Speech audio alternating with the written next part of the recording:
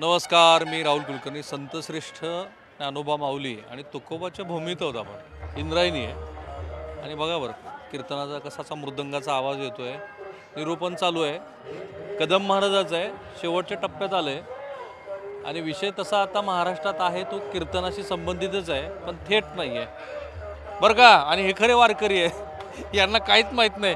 बीड जिल्ह्यातले आपले शेतकरी बांधव आहेत, आलेले आहेत. तर विषय असा आहे हो, तर ती इंदोरीकर महाराज आपले माहीत आहेत सगळ्याला. इंदोरीकर महाराज ते त्यांच्या मुलीचं लग्न करायला लागलेत आणि ते कीर्तनात सांगतात लोकांना की खर्च करू नका, पण ते मात्र धुमधडाक्यात लग्न करतात. पण एक गोष्ट लक्षात ठेवा, इंदोरीकर महाराज आणि इंदोरीकर कीर्तनकर ह्या दोन वेगवेगळ्या व्यक्तिरेखा आहेत. इंदोरीकर महाराज वडील म्हणून त्यांची जी काही जबाबदारी असेल ती त्यांना यथायोग्य जशी वाटते तसं ते पार पाडतात. पण कीर्तनकार इंदोरीकर हे खूप वेगळे आहेत.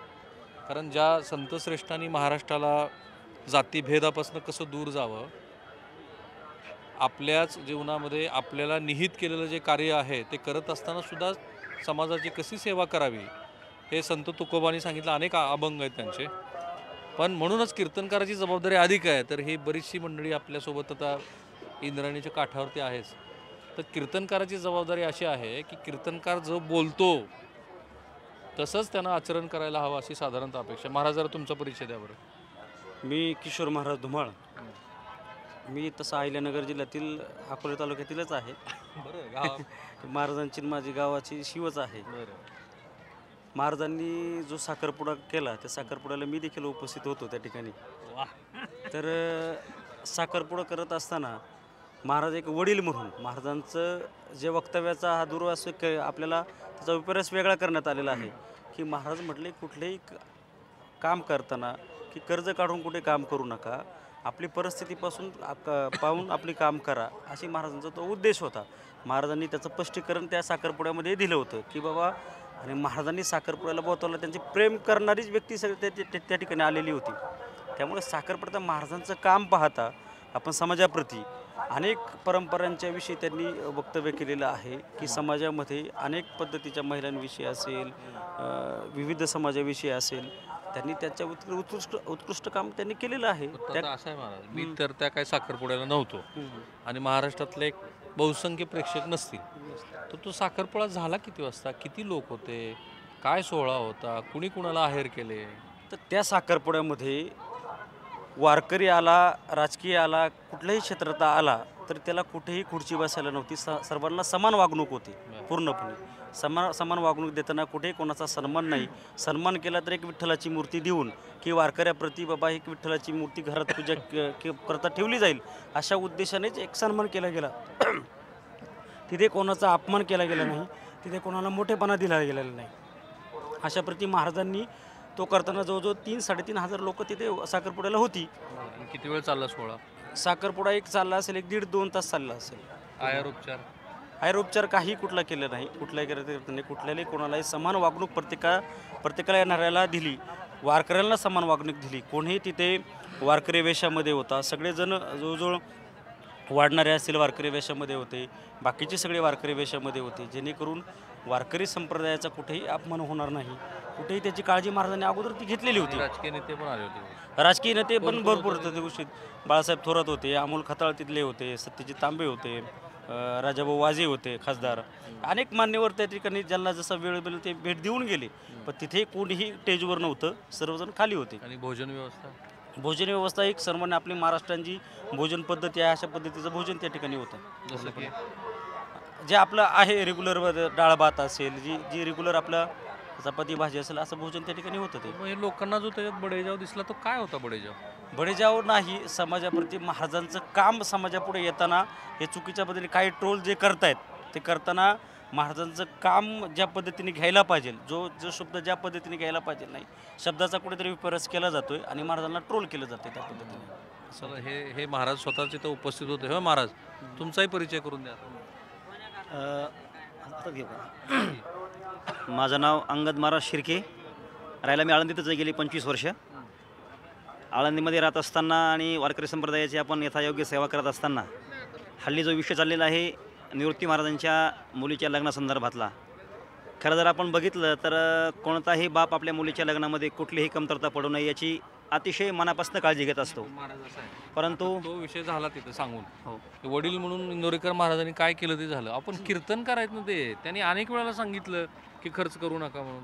नाही, महाराजांचा उद्देश सांगण्याचा असा आहे की नेहमी महाराज प्रबोधनात आपले बोलत असतात की बाबा ओ पटतंय का तुम्ही- तुम्हाला हे?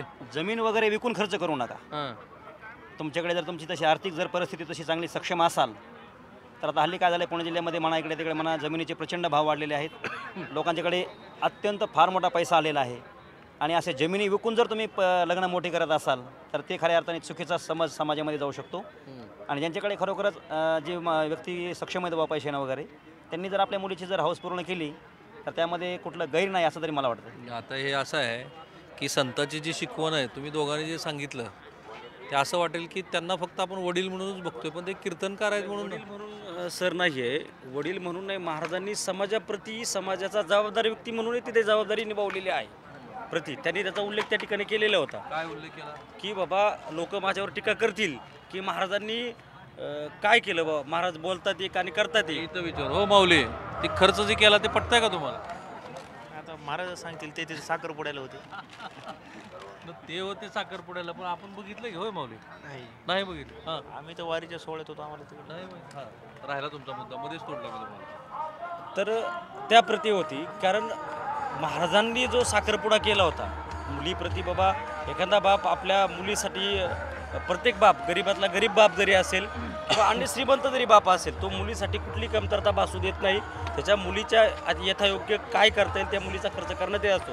परंतु प्रश्न हा आहे का कीर्तनकार म्हणून ते एक जबाबदार जे वक्तव्य त्यांनी केलं होतं त्या वक्तव्याची ते ठाम राहिलेलं अशी तुमची भूमिका आहे. परंतु त्यांनी कुठेही करताना त्यांची महाराष्ट्रातली प्रसिद्धी पाहता, सगळ्या गोष्टी पाहता, तो समाज एक 3,000 ते 3,500 तिथे लोक, 2 तालुक्यातली महाराष्ट्रातून लोक प्रेम करणारे तिथे आली होती. परंतु महाराजांनी त्याचा उल्लेख त्या ठिकाणी त्यांच्या शेवटच्या भाषणामध्ये केला की कुठेही बेजबाबदारपणा करताना कुठलाही कोणालाही समान वागणूक आम्ही प्रत्येकाला दिलेली आहे. त्या ठिकाणी फक्त एक पुढे खर्च न करता, कोणाला फेटा नाही, कोणाचा व्यक्तिगत सन्मान नाही, प्रत्येकाला समान वागणूक दिलेली आहे त्या ठिकाणी. त्यामुळे महाराजांप्रती महाराजांचं जे चांगलं काम आहे, महाराजांनी जे चांगलं काम आतापर्यंत समाजाप्रती केलेलं आहे, अनेक व्यसनाधीर तरुण आहेत, जी तरुण व्यसनापासून मुक्त झालेले आहेत, अशावर आपण जर त्यांच्यावर कामावर नजर टाकली तर निश्चित ते काम पुढे आणण्यासारखं आहे. पण ते प्रकर्षाने ते काम महाराजांचं पुढे आलेलं नाही. ठीक आहे. आता असं आहे की दोन्ही महाराजांचं जे मत आहे त्यात मी फक्त एकच भर घालतो की महाराजांनी केलेली कृती ही योग्य नाही, हे काही आमचं मत नाही आहे. महाराष्ट्रातले अनेक लोक ह्याबद्दल बोलत आहेत आणि खास करून काही कीर्तनकार आणि बरं का काही वारकरी संप्रदायातली मंडळी असं म्हणाली की पैसा आलाय तुमच्याकडं, तो पैसा जर कीर्तन सेवेतनं आलेला असेल तर मग अशा गोष्टीवरती तो कीर्तन सेवेतनं आलेला पैसा, म्हणजे आता मला माहीत नाही की महाराजांच्या उत्पन्नाचं साधन काय, पण असं अनेक जण म्हणतात की ते जर उत्पन्नाचं साधन ते असेल तर मग अशा गोष्टीसाठी तो पैसा खर्च करू नये.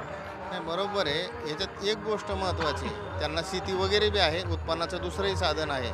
पण माझं मत आहे त्यांचं तर ठीक आहे, त्यांनी असं सर्वांचंच मत असं येते की बुवा त्यांनी जो पैसा कमवलेला आहे तो कीर्तनातून आला, शेतीतून आला, पण जे खर्च करायचा आहे ते समाजामध्ये असं आहे, जो माणूस वरच्या लेवलला गेला ना त्याने बोलताना तोलून बोलूनच बोललं पाहिजे. हां, काय होते, ठीक आहे तुम्ही मोठ्या उत्साहाने करतात पण त्याचा समाजावर काय परिणाम होतो हाय, आणि समाज काय करतो, तुमचे गुण कमी पाहतो पण अवगुण एखादा जरी असं, आता हे सफेद कपडे आहेत याला थोडासा जरी डाग लागला ना तर तो लगेच दिसतो. तसं ज्यावेळेस समाजामध्ये आणि काय होतं, कीर्तनकार खूप प्रसिद्ध आहेत, त्याच्यामुळे त्यांनीसुद्धा ठीक आहे त्यांचा उद्देश होता सांगण्याचा की बा ज्यांची परिस्थिती नाही आहे त्यांनी त्या लेवलनं करावं.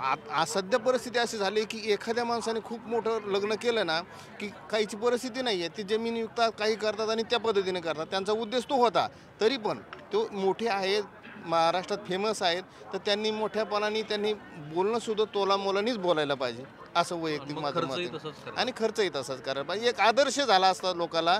आणि त्यात काय होतं, हे करणारे कमी असतात पण टीका करणारे असतातच, त्याच्यामुळे त्यांनी त्याचे थोडंसं भान ठेवायला पाहिजे होतं. म्हणणं असं की कीर्तनकारानं जे जसं जसं त्यांचं बोललेलं आहे तसं तसं त्यांनी वर्तन बी केलं पाहिजे आणि थोडंसं तोलून बोलून बोललं पाहिजे. का की आपल्याकडं सर्व समाज बघत असतो, केंद्रित असतो, त्याच्यामुळं आपण बोलताना थोडंसं हे करून बोलायला पाहिजे. त्यांचा उद्देश होता, आता ते काय प्रत्येक कीर्तनात बोलत नाहीत, पण ते पाहतात काहीची परिस्थिती नसताना ते वावरं विकतात आणि लग्न करतात, तशा पद्धतीने करू नये. त्यांचा बोलण्याचा उद्देश होता, पण ज्यावेळेस ते करतात त्यांना त्यावेळेस पण ती एक मुलीचे वडील या नात्याने केलेलं आहे असं तरी मला वाटतं. तरुण महाराज आहेत. महाराज बोला, नाशिककर का तुम्ही?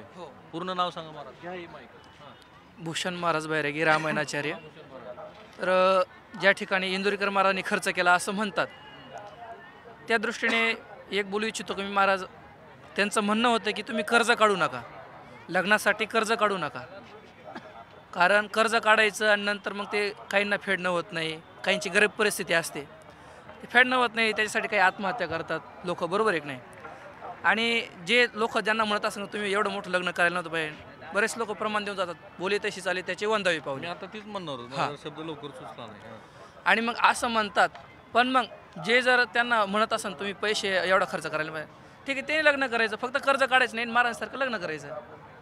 साखरपुडा महाराजाकडे पैसे तर होऊ द्या खर्च. तसं नाही, होऊ द्या, पण मग ते बाप म्हणून करतायत, बरोबर आहे की नाही.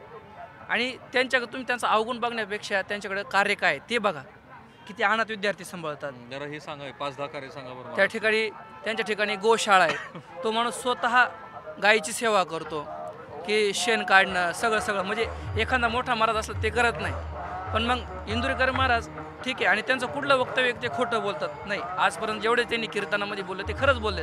आणि त्याच्यामुळं आणि काही त्यांच्यावरती सांगतात त्यांनी खर्च करायला नव्हता पाहिजे, आमकं तमकं, काय अडचण नाही, केला ते बाप म्हणून केला, ठीक आहे. एखाद्याने कर्ज काढायचं आणि मग लग्न करायचं, त्याची परिस्थिती काय होणार आहे पुढे जाऊन, ते कर्ज फेडायचं कसं काय आहे.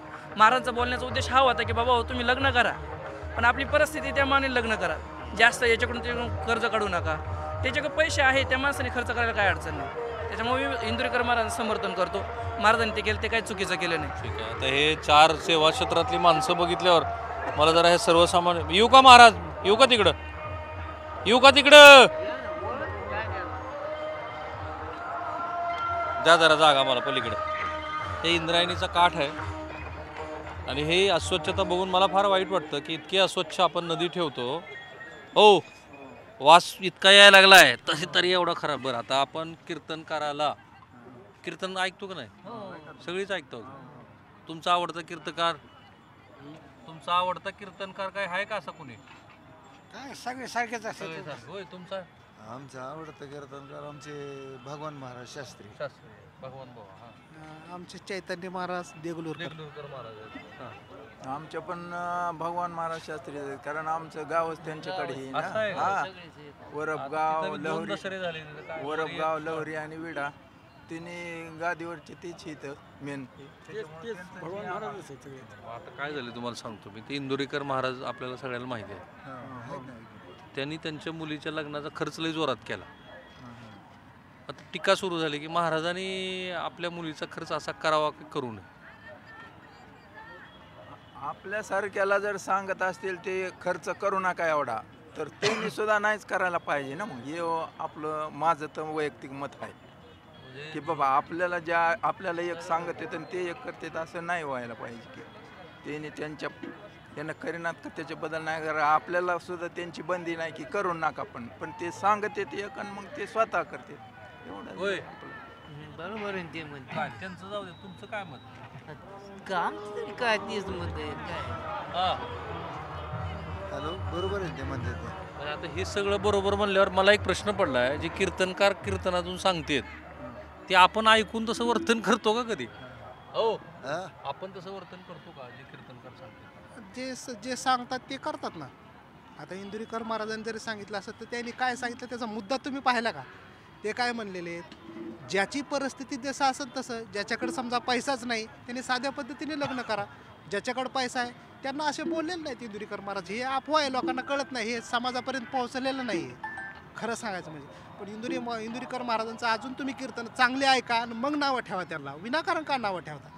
आपली परिस्थिती आहे का तशी नाही, मग आपल्या परिस्थितीप्रमाणे आपण लग्न करतो. त्यांची परिस्थिती चांगली ना, ती काय कोट्याधीश कमवत असतील की आपल्याला माहिती नाही, पण त्यांच्या परिस्थितीवर त्यांनी हौसाने लग्न केलेलं. त्यांना विरोध करायचा काही संबंध नाही लोकांचा. पण विनाकारण काही लोक असतात विरोधक, टीका टिप्पणी चालू आहे त्यांची. टीका करणारे विरोधक असतात. जे चांगलं काम करीन त्याला विरोधक असतात, आहे का नाही. आता इंदुरीकर महाराजांनी अनेक समाज ह्या वारकरी संप्रदायामध्ये आणला त्या माणसाने. आता त्यांना नावं ठेवणारे किती लोक आहेत, अनेक लोक आहेत, पण इंदुरीकर महाराजांनी हे किती चांगलं केलं हे कोणाला माहिती नाही. त्यांची जाऊन बघा तुम्ही, गोशाळा केवढी मोठी, अनाथ मुलं किती सांभाळतात ते हे बघता का तुम्ही? ते काय फुकट सांभाळ नाही का ते? इंदुरीकर महाराजांचं अनेक कार्य चांगले आहेत, मोठे मोठे कार्य आहेत त्यांचे अनाथ मुलांसाठी ते. आणि त्यांची शाळा अशी आहे, 1 रुपया फी नाही त्या मुलांना, अशी शाळा आहे त्यांची. असं चांगलं इंदुरीकर महाराजांचं कार्य चांगलं चाललेलं आहे. पण तरी महाराज तुम्ही सांगितलं हे सगळे गुण आहेत आणि ते बऱ्यापैकी महाराष्ट्राला माहिती आहेत. पण हे जरी तुम्ही म्हणालात की त्यांनी सांगितलं नाही कोणाला की तुम्हाला जर पैसे नसतील तर तुम्ही खर्च करू नका, पण काय होतंय, संत तुकोबा, संत माऊली यांच्याकडे बघून लोक काय म्हणतात, किंवा आत्ताच्या सुद्धा कीर्तनकारांनी असं वर्तन करावं की जी वर्तन समाजानं बघावं, चला हे महाराजांचं वर्तन आहे. नाही, पण काळानुसार बदल करायलाच पाहिजे ना, आहे का नाही? काळ आहे हा, ज्याच्याकडे पैसा आहे. आता त्यांना एकच मुलगी, त्यांनी हौसाने केलं. त्यांनी काय कोणाकडून काय कर्ज काढलं का, कोणाला पैसे मागितले का, काहीच नाही ना, आहे का नाही? त्यांच्या पद्धतीने त्यांनी केलं. आता आक्षेप घेणारे लोक तर काय घेतातच, आता त्याला काय विलास आहे. आपण त्या निमित्ताने बरीच चर्चा सुरू झाली. एक तर त्यांच्या कीर्तन परंपरेचीच चर्चा सुरू झाली की महाराज जे कीर्तन करतात ते एक जण म्हणले ते एक पात्री प्रयोग पण असते, असं पण लोक बोलतात. तसं काय आपल्याला ते बाकीचं नाही बोलता येत, पण महाराजांचं मी कार्य पाहिलेलं आहे. महाराजांचं सगळं व्यवस्थित कार्य आहे. त्यांनी अनाथ मुलं अनेक मुलींचे सुद्धा लग्न करून देतात. ज्याची परिस्थिती बिकट असन, त्यांनी जरी म्हणलं महाराज आपल्या मुलीचं लग्न आहे, तर सगळा खर्च महाराजांनी दिलेला आहे आतापर्यंत, हे मला माहिती आहे. मग महाराजाविषयी असं आता विरोधक बोलणारे आता काय त्यांच्या काय तोंडाला हात लावता येत नाही, आहे का नाही? बोलणारे अनेक असतात. बरोबर. आणि मी जरा चॅनलची भूमिका स्पष्ट करतो. आम्हाला काही इंदोरीकर महाराज यांच्याबद्दल कुठला आकस व्यक्तिशा नाही, चॅनल म्हणून पण नाही आहे, पण एक सर्वकष चर्चा सुरू झालेली आहे आणि त्या चर्चेमध्ये हे सगळे वेगळे मुद्दे येत आहेत. बऱ्याच जणांना त्यांचं वर्तन बरोबर वाटतंय, काही जणांना ते बरोबर नाही वाटलं. तुमचंच म्हणणं ऐकलं नाही मी. चांगलं त्यांचं काय ते करतात, येऊ काही नाही. शाळा त्याची धर्मशाळा चालू आहे. तुम्ही गेलता का बघायला? बघायला पण कीर्तन ऐकलेले ना, इंदोरीकर महाराजांचं कीर्तन ऐकलं. हा भाव फक्त मला एवढाच तुम्हाला सांगायचा होता, जो ह्या आळंदीच्या काठात, आळंदी इंद्रायणीच्या काठावरून आता कीर्तन परंपरा पण आता संपत आलं. काही कीर्तन संपलंय, कीर्तन ते ऐकून घ्या.